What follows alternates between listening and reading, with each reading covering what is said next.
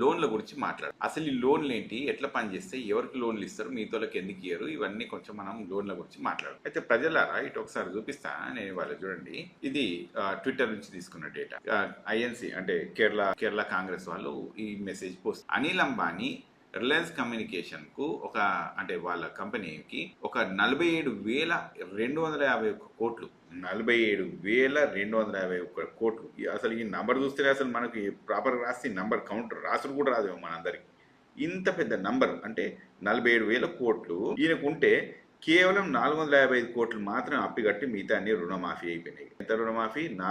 46,796 కోట్ల రూపాయల రుణమాఫీ రైట్ ఆఫ్ అయిపోయినాయి. ఇందులో 2 కారణాలు ఉండొచ్చు.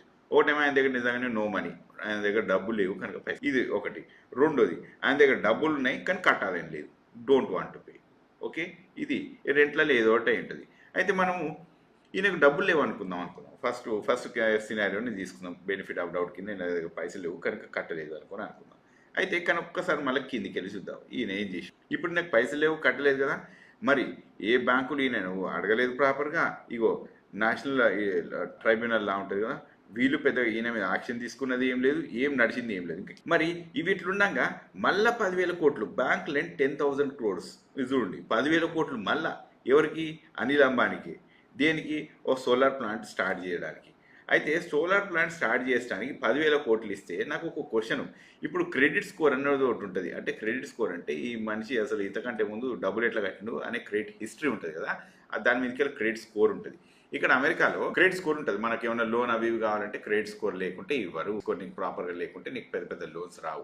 కానీ మరి ఈ మనిషికి ఎట్లా వస్తాయంటే ఈ మనిషికి అట్నే వస్తాయి, ఇంక ఇవేది వీటికంటే ఎక్కువ కూడా వస్తూ ఉంటాయి. ఇంకా చూపిస్తాం మనకి ఇది. సో ఇప్పుడు ప్రస్తుతానికి ఏంది, ఈయనని అడిగిన వాళ్ళు ఎవరు? బ్యాంకులు అడగలేదు, కోర్టులు అడగలేదు, ఐటీ అడగలేదు, సిబిఐ, ఈడీ ఎవ్వరు అడగలేదు, నేషనల్ ట్రైబ్యునల్ లా కూడా అడగలేదు.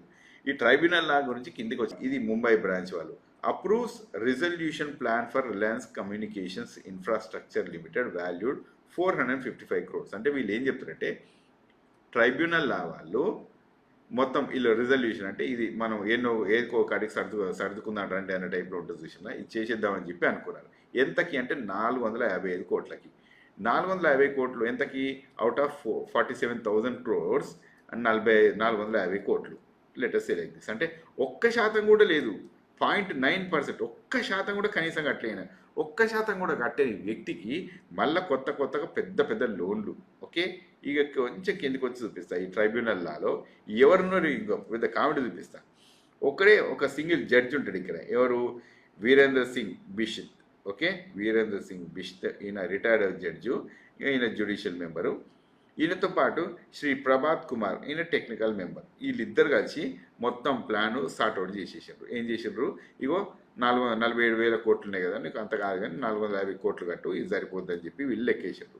ఈ ప్లాన్ ఎవరు ప్రపోజ్ చేసిండ్రు? Resolution plan is submitted by Reliance projects and property management services limited. ఇది ఎవరిది అంటే wholly owned subsidiary of Mukesh Ambani.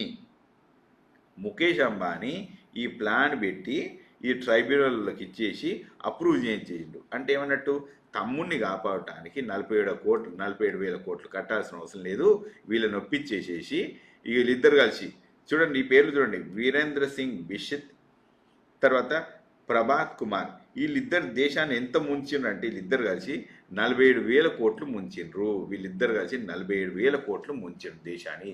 ఇగో ఇట్లాంటి బ్యూరోక్రాట్స్ ఉన్నారు మన దేశంలో. ఇట్లాంటి బ్యూరోక్రాట్స్, ఇట్లాంటి కొలీజియం వ్యవస్థ ఉంది, ఇట్లాంటి దొంగలు ఉన్నారు. వీళ్ళని ఎట్లా మెచ్చుకుంటారో ఒకసారి చూడండి. ఎందుకంటే దీని మీద డిపెండ్ అయ్యి చాలా విషయాలు ఉన్నాయి. ఈయన రిలయన్స్ అయినా ఇప్పుడు ముఖేష్ అంబానీ గారు, ఈయనకి ఒక బిజినెస్ ఉన్నది. ఈ బిజినెస్ ప్రాపర్టీ ప్లాన్, దాని మీద రిజల్యూషన్ ప్లాన్ అయింది. అది ఆయన బిజినెస్లో ఒక లెక్కిచ్చేసేసి మొత్తం ఖతం చేయించాడు. ఇక కిందికి పోయి చూద్దాం మళ్ళీ ప్రజలారా. ఇక్కడ అయిపోలేదు స్టోరీ, ఇంకా మనం కొద్ది కిందికి పోద్దాం. వీళ్ళు ఎవరంటే మన ఇండియన్స్ కొంతమంది రష్యాకు పోయినరు. ఓకే, యుద్ధం కోసం పోరాడటానికి. ఎందుకు? బతుకుదేరు లేక, ఇక్కడ లోన్లు లేక, ఉద్యోగాలు ఎంప్లాయ్మెంట్ లేక, అసలు లైఫ్ లేక, ఏం లేకపోతే ఇగో చూడండి, ఒక మనోళ్ళు 12 nationals working in Russia army are dead and 16 are missing. అంటే 28 మంది ఇప్పటిదాకా. ఈ మిస్సింగ్ అంటే అంతే, ఇక వాళ్ళు దొరకరంటే బాడీ తునకలు అయిపోయిందో ఏమైపోయిందో, ఇక వాళ్ళు బందీలు అయిపోయినారో ఏమైనారో ఎవరు తెలియదు. ఇప్పుడు మన వాళ్ళు ఆల్మోస్ట్ ఒక 30 మంది చచ్చిపోయారు. బతుకుదేరు లేక యుద్ధానికి పోయిన రాళ్ళు. మన దేశం ఎందుకో యుద్ధానికి పోదు మరి, కానీ మన ప్రజలు మాత్రం యుద్ధానికి పోతున్నారు. మన దేశం యుద్ధానికి పోతలేదు, ప్రజలు మాత్రం యుద్ధానికి పోతున్నారు, చచ్చిపోతుండ్రు అక్కడ. అంటే ఇక్కడ నిరుద్యోగం కనిపిస్తలేదా, పేదరికం కనిపిస్తలేదా, అసలు వీళ్ళకు డబ్బులు లేవు అనేది కనిపిస్తలేదా, వీళ్ళకు జీవనోపాధి కోసం ఏమైనా లైవ్లీహుడ్ కోసం ఏమైనా ఒక చిన్న చిన్న బిజినెస్ చేసుకోవడానికి ఎంఎస్ఎంఈలు ఏమైనా ఉన్నాయా, లేవు. అంటే వీళ్ళకి ఎవ్వరికి ఏం లోన్లు ఇవ్వట్లేదు.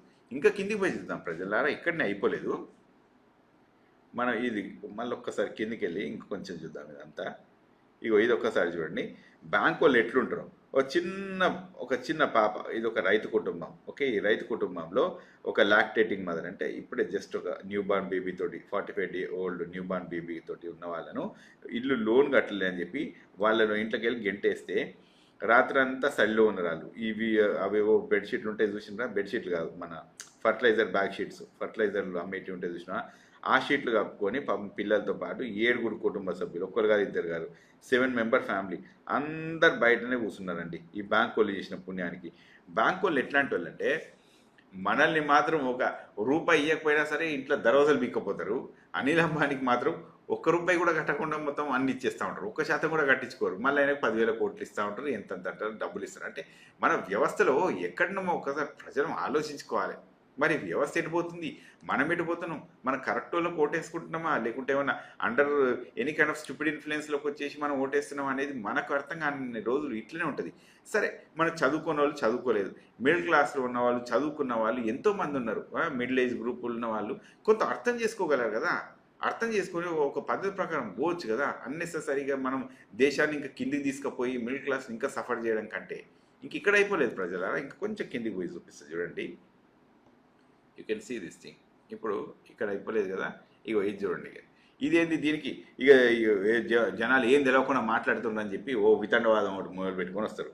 ఈ వితండవాదాలకు కూడా ఒకటి పట్టుకొచ్చినది. ఇది ఈ రిలయన్స్ పవర్ వాళ్ళు ఏం చేసిందంటే, రిలయన్స్లో సబ్సిడరీ గ్రూప్స్ ఉంటాయి. ఇప్పుడు రిలయన్స్ ఉంటుంది కదా, దీనికి 10 ప్రాజెక్టులు ఉంటాయి. ఒకటి మైనింగ్ మీద ఉంటుంది, ఒకటేమో పవర్ మీద ఉంటుంది, ఒకటి టెలికాం మీద ఉంటుంది, ఇట్లా రకరకాలుగా ఉంటుంది కదా. ఈ టెలికాం వీళ్ళు ఏం చేసినంటే అన్ని అప్పులన్నీ టెలికాంలో పవర్ గ్రిడ్లో ఉన్న అప్పులన్నీ తీర్పేసారు వీళ్ళు. ఎవరికి, పవర్ ఫైనాన్స్ కార్పొరేషన్కి ఈ లోన్లు మొత్తం తీర్పేసుకొని వీళ్ళు ఈ పవర్ రిలయన్స్ పవర్ మొత్తం అప్పులు ఫ్రీ. రిలయన్స్ పవర్ అనేది అప్పుల ఫ్రీ ఉంది.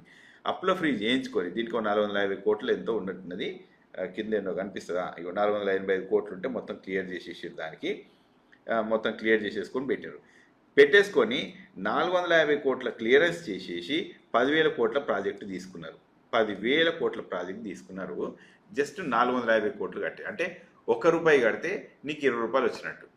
మరి ఈ పద్ధతి ప్రకారం ఇది ఎట్లా? అంతకంటే ముందేమో 450 కోట్లు కొట్టి 47,000 కోట్లు ఖతం చేసేసారు. ఈడ 450 కోట్లు కట్టేసి మళ్ళీ ఇంకో 10,000 కోట్ల ప్రాజెక్టు లోన్ల బ్యాంకుల నుంచి తీసుకున్నారు. మనకేమో ₹1 కూడా ఇయని లోన్ ఆఫీసర్లు, వీళ్ళకి మాత్రం ఇంత ఇస్తారు. ప్రజలారా ఒకసారి ఆలోచించండి, వేర్ వీఆర్ స్టాండింగ్, మన జీవితం ఎటుపోతుంది, మనం కరెక్ట్ డైరెక్షన్లో ఉన్నామా లేమా అనేది కొంత అసెస్ చేసుకోండి.